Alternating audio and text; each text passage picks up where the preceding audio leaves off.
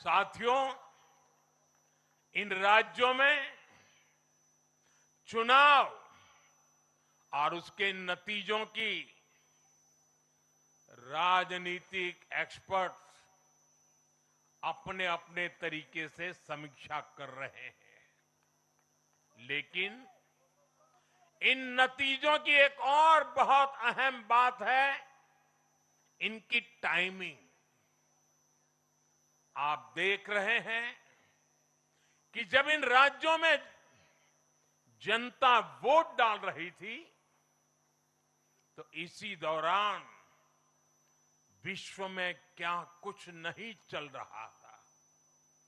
जगह जगह युद्ध के सायरन बज रहे थे, अस्थिरता और अराजकता का माहौल रहा, वैश्विक अर्थव्यवस्थाएं संकट में दिखी और उस दौरान भारत का जन जन स्थिरता के लिए वोट दे रहा था। साथियों, आज पश्चिमी एशिया में चल रहे संकट का पूरे विश्व पर बुरा असर पड़ा है, लेकिन भारत पूरे सामर्थ्य से इस संकट का सामना कर रहा है।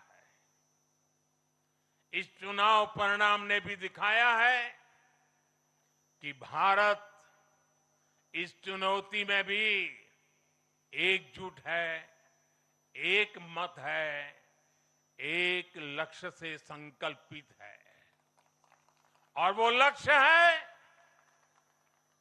विकसित भारत। विकसित भारत का लक्ष्य लेकर के हम निकले हैं। साथियों, विकसित भारत के संकल्प की सिद्धि में पूर्वोदय का बहुत बड़ा महत्व है। जब भारत समृद्ध था, आर्थिक, राजनीतिक और सांस्कृतिक सामर्थ्य के चरम पर था, तो उसके 3 मजबूत स्तंभ थे। ये स्तंभ थे अंग, अंग यानी आज का बिहार, बंग यानी आज का बंगाल, और कलिंग यानी आज का ओडिशा। कलिंग उस समय हिंद महासागर के समुद्री व्यापार का एक छत्र सम्राट था। कलिंग के बंदरगाह पूरे एशिया तक भारत के उत्पादों को पहुंचाते थे।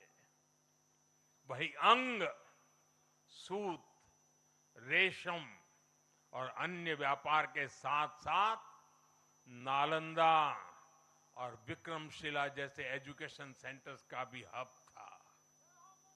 और बंग वो सांस्कृतिक धरती थी जहां से भारत की आत्मा की आवाज उठती थी।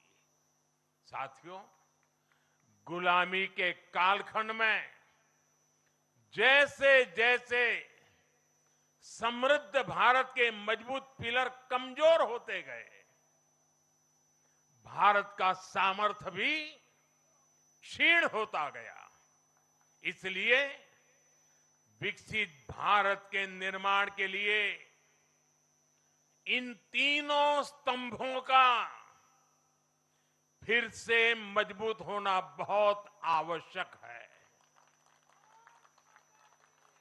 और मुझे बहुत गर्व है कि अंग, बंग और कलिंग ने इस महाअभियान के लिए बीजेपी को चुन लिया है, एनडीए पर भरोसा किया है।